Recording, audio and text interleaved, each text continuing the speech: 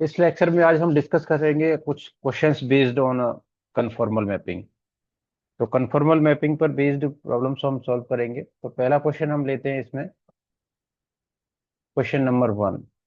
Question number 1 is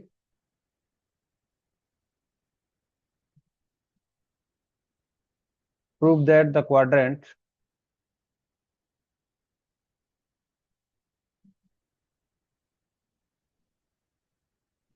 mod of z less than equal to 1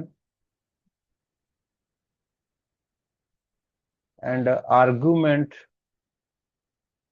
z is lie between 0 to pi by 2 is mapped conformally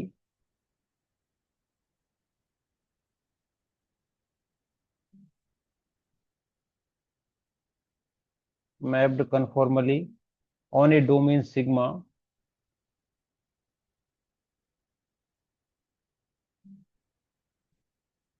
in the w plane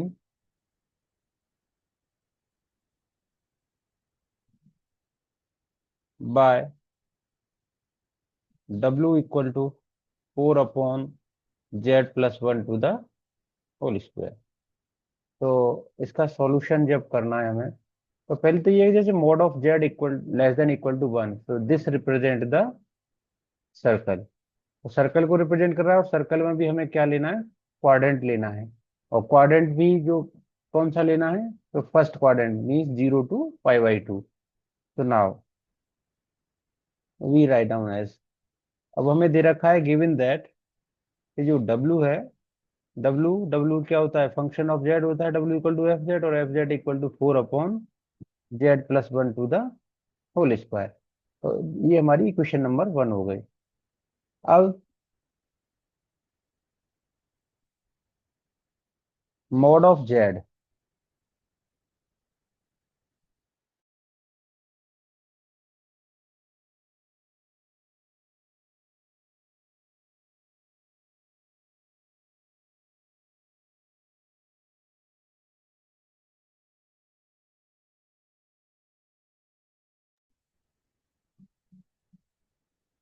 तो यहाँ पे जैसे mod of z, तो first we move to the mod of z less than equal to 1।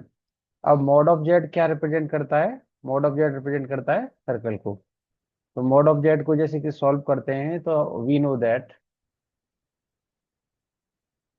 That z equal to x plus iota Y. और जब x plus iota Y, तो जब mod of z लेते हैं इसका, तो ये क्या हो जाता है, mod of X plus iota Y. और जब mod of X plus iota Y को जब सॉल्व करते हैं, तो that means this can be written as root X square plus Y square. और X square plus Y square which equal to 1, तो it means that X square plus Y square equal to 1। तो X square plus Y square equal to 1, ये क्या represent करता है, this represent the equation of circle whose centre is origin, centre origin है 0 0, और radius क्या है हमारी, radius is unity, radius is 1। अब यहाँ पर लेस देन इक्वल टू 1 है, तो अब लेस देन इक्वल टू 1, तो जैसे यहाँ पर हमने सर्कल ड्रॉ किया, तो ये सर्कल जैसे सेंटर से ड्रॉ कर दिया हमने। अब less than equal to 1, less than equal to 1 inside और ऑन द बाउंड्री, तो वी कंसीडर एज। तो नाउ, तो mod of z less than equal to 1, तो first we draw the Z plane. तो पहले हमने जैसे जेड प्लेन ड्रॉ करेंगे, तो जेड प्लेन के लिए आर्गुमेंट भी दे रखा है उसने। तो ये हमारा एक्स एक्सिस हो गया, ये हियर इज वाई एक्सिस। तो ये थीटा इक्वल टू 0, तो एक्सिस अलोंग एक्सिस यहाँ थीटा 0 होगा। आर्गुमेंट भी दे रखा है उसने, theta equal to pi by 2। और टॉकिंग अबाउट द क्वाड्रेंट, तो क्वाड्रेंट मीन्स फर्स्ट क्वाड्रेंट की बात कर रहे हैं। ये हमारा जैसे सर्कल का फर्स्ट क्वाड्रेंट हो गया। तो सर्कल का जो फर्स्ट क्वाड्रेंट हो गया, this is the domain D. तो domain D, so that means we are considering this shaded region, तो this region, ओके।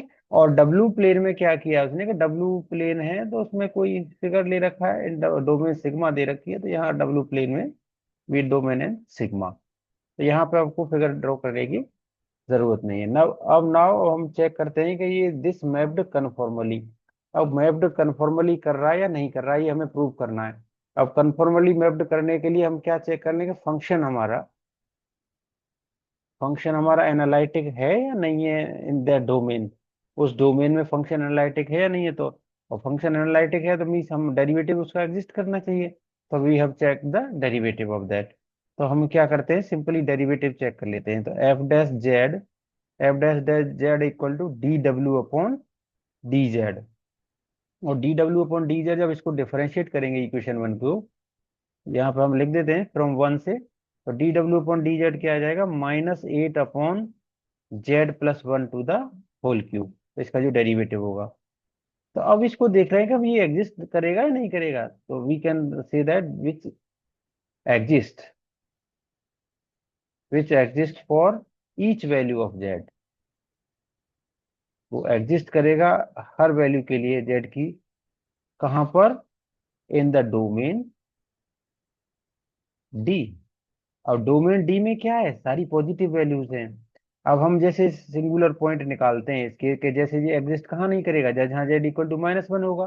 पर जो जेड इक्वल टू -1 पर ये एग्जिस्ट नहीं करेगा, बट जेड इक्वल टू -1 तो फर्स्ट क्वाड्रेंट में लाई नहीं करेगा। जेड इक्वल टू -1 तो फर्स्ट क्वाड्रेंट में लाई नहीं करेगा। तो that's why we can say that it exist for each value of z in the domain D. तो हम कह सकते हैं कि जो एफ डैश जेड होगा डोमेन डी में, तो F dash z which is not equal to zero, it means डब्ल्यू equal to F z is a conformal में, ये कन्फॉर्मल। तो एफ जेड क्या होगा हमारा, कन्फॉर्मल होगा।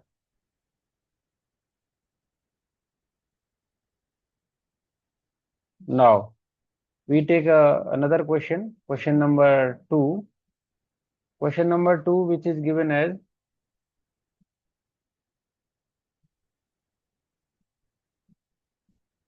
prove that if w equal to x plus iota b upon a x into y, where a lie between 0 to b, the inside of the circle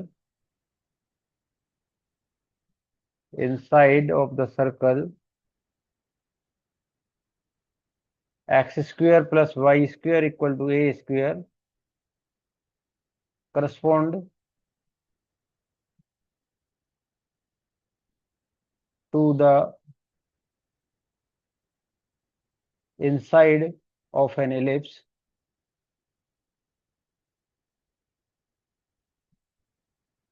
in w plane, but that the transformation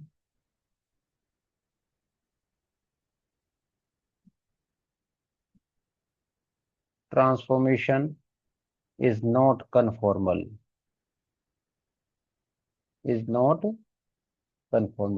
अब देखिए ये W ये दे रखा है। अब ये कह रहा है कि inside the circle X square plus Y square equal to A square.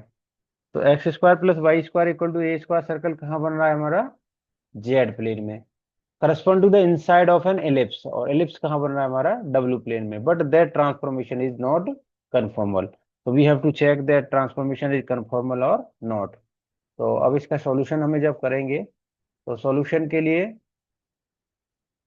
given that we write down as given that w equal to x plus iota b y upon a. So this is the equation 1 where a lie between 0 to b. Now and circle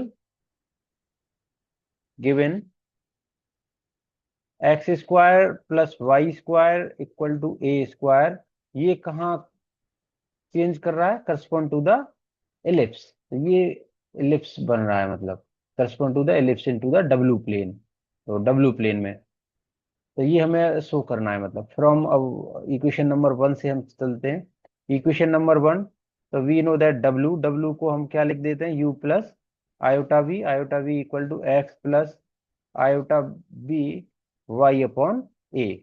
तो taking real and imaginary part, taking real and imaginary part, तो यहाँ से real और imaginary part हमने ले लिए। तो u equal to क्या हो गया, x हो गया, और v इक्वल टू क्या हो गया हमारा, बी वाई अपॉन ए। तो ये रियल और इमेजिनरी पार्ट्स आ गए। तो नाउ अगर हम बात करते हैं तो अब x के टर्म्स में, तो x इक्वल टू यू हो गया, और y इक्वल टू क्या हो जाएगा, ए वी अपॉन बी हो गया। तो a v upon b. Now given, अब जो कंडीशन हमें दे रखी है, सर्कल की कंडीशन दे रखी है, तो X square plus Y square, X square plus Y square, और we can consider as less than A square, because we are talking about the inside the circle. अब इनसाइड में तो लेस देन ए square. तो that means अगर आप जैसे draw करते हैं ए रेडियस का सर्कल, ये है हमारा सर्कल, ए रेडियस का सर्कल हम ड्रॉ कर रहे हैं, तो जो वैल्यूज हैं, क्योंकि स्टेटमेंट में उसने कहा है कि इनसाइड द सर्कल, तो इनसाइड द सर्कल, तो जो वैल्यू ले रहे हैं ए रेडियस का सर्कल है, तो जो हमारा डोमेन बन रही है, डोमेन क्या है हमारी, ये इनसाइड द सर्कल। तो मीन्स ये जो रीजन हमारा शेडेड है, ये इनसाइड द सर्कल, केवल बाउंड्री भी नहीं कंसीडर करेंगे, इनसाइड द सर्कल ओनली। तो this is our domain inside the circle. तो this is our domain D, और domain D into the Z plane, means mod of Z equal to A. तो here is X और Y origin, तो यहाँ हमने consider किया है less than A. Okay, obviously तो लेस देन ए कंसीडर किया है। नाउ अब इसमें जब वैल्यू पुट करेंगे एक्स और वाई की, ये वाली values in terms of U V, तो that convert into the ellipse. तो यहाँ पर हमने पुट किया एक्स की प्लेस पर यू, तो ये हो गया u square plus a square v square upon b square, और लेस देन ए स्क्वायर, लेस देन ए स्क्वायर। तो नाउ अब इसको ए स्क्वायर से डिवाइड कर दिया हमने, तो ये क्या हो गया, u square upon a square plus v square upon b square, और लेस देन वन। तो लेस देन वन, तो ये क्या कह रहा है, अब कह रहा है correspond to the inside of an ellipse in डब्ल्यू प्लेन। तो एलिप्स में कन्वर्ट होगा, तो ये किसका इक्वेशन होता है, इक्वेशन ऑफ एलिप्स होता है, और एलिप्स का इक्वेशन होता है, तो वी ड्रॉ द एलिप्स। अब एलिप्स ड्रॉ करेंगे, तो एलिप्स में क्या कह रहा है कि जो कंडीशन है हमारी, ये जो ए है वो छोटा है बी से, छोटा है बी से, तो जो एलिप्स हम ले रहे हैं वो पैरेलल टू वाई एक्सिस। तो ये हमारा जैसे वी, सॉरी, वी हो गया, ये यू हो गया, ये ओरिजिन। तो जो इसका भी जो रीजन होगा वो भी इनसाइड रीजन ही होगा, लेस देन वन हम ले रहे हैं। तो ये इसका कन्वर्ट कर रहा है जो सर्कल है डब्ल्यू प्लेन में, वो इनटू द एलिप्स, ये। तो ये हो गया हमारा डब्ल्यू प्लेन। तो डब्ल्यू प्लेन में ये एलिप्स बन गया, और ये है हमारा जेड प्लेन। तो ये तो ठीक है, क्लियर बात हो गई यहाँ से कि सर्कल है वो ट्रांसफॉर्म कर गया हमारा एलिप्स में। बट उसने कहा कि जो मैपिंग है वो कन्फॉर्मल नहीं है। अब कन्फॉर्मल मैपिंग के लिए हम क्या कर लें, कि हम सी आर कंडीशन चेक कर लें, कि यूजिंग सी आर कंडीशंस। अब सी आर कंडीशंस हमने यूज करा। अब सी आर कंडीशन क्या होती है, del you upon del X, U X equal to del we upon del Y, और del you upon del Y equal to minus del we upon del X. अब del you upon del X, अब इस यहाँ C R condition हमको apply करनी है। अब del you upon del X की जो वैल्यू है वो तो वन हो गई। अब del we upon del y की वैल्यू जो क्या होगी, वो होगी हमारी बी अपॉन ए, और del we upon del Y equal to होगी बी अपॉन ए। तो ये पहली सी आर कंडीशन ही सेटिस्फाई नहीं हुई, बोथ आर नॉट इक्वल। तो both are not equal, C R not satisfy. और ऐसे ही जैसे del we upon del del you upon del y करेंगे तो वो जीरो हो जाएगा, और del we upon del x करेंगे तो वो भी जीरो हो जाएगा। तो ये तो दोनों जीरो इक्वल टू जीरो आ जाएंगे, but this condition not satisfy. तो del you upon del X is not equal to del we upon del Y. तो C R not satisfied, C R not satisfied. जब C are satisfy नहीं होगा तो function कैसा होगा, analytic नहीं होगा। तो function is not analytic, function is not analytic. जब फंक्शन एनालिटिक नहीं होगा तो मैपिंग कन्फॉर्मल नहीं होगी, the mapping is not conformal, mapping is not conformal. तो मैपिंग मैपिंग हमारी जो है कन्फॉर्मल नहीं होगी।